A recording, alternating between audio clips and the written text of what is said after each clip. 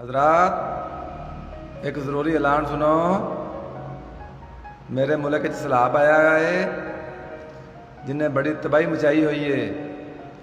ये सैलाब की वजह तो हर चीज़ महंगी हो गई है। प्याज 300 रुपये किलो हो गया है, टमाटर 500 रुपये किलो हो गया है, 4000 वाला खैमा 15,000 रुपये का हो गया है। इस तरह सारिया चीज़ों दी कीमत 5-6 गुना हो गई ने। मेरे पाकिस्तानी भराओ, ये तुहाडे वास्ते एक सुनहरी मौका है। जे तुहाडे कोल कंबल, खेस, चादरां, कोई पाटे पुराने कपड़े अजाफी मौजूद ने, वो तुसी 4-5 गुना वध रेट से बेच सकते हो। ये ना सोचा जे कि सैलाब विच बंदे मर गए ने, मकान ढह गए ने, अरबां का नुकसान हो गया है। जिन्ने भी बंदे मरे ने अल्लाह के हुक्म नाल मरे ने। ਇਹਦੇ ਵਿੱਚ ਤੁਹਾਡਾ कोई कसूर नहीं। मौले नूं मौला ना मारे तो मौला नहीं मरदा। छेती छेती अपनियां चीज़ां वध रेट ते बेच लो। वो ना होवे अंग्रेज़ काफर बाहरों चोखा समान घल दवे तो फिर तुहाडा समान विके ही ना।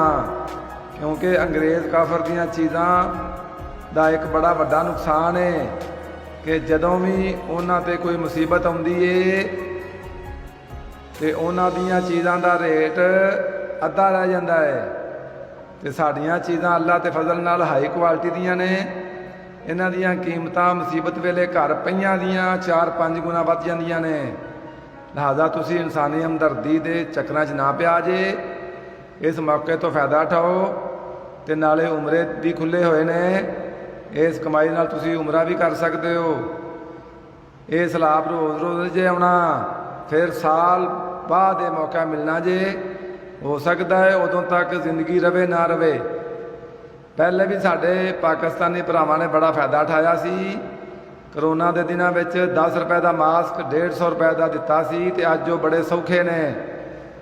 एक बड़ी अहम तो जरूरी गल ये वे कि सहूलत मेरे पाकिस्तानी भरावां नूं सिर्फ पाकिस्तान में दस्तियाब है, क्योंकि इत्थे कोई पुछण वाला नहीं। किसी होर मुल्क में जाके चवल ना मारिया जे, लित्तर बड़े पैणगे, क्योंकि उत्थे आफत नूं आफत समझिया जाता है, कारोबार नहीं। ऐलान खत्म होया।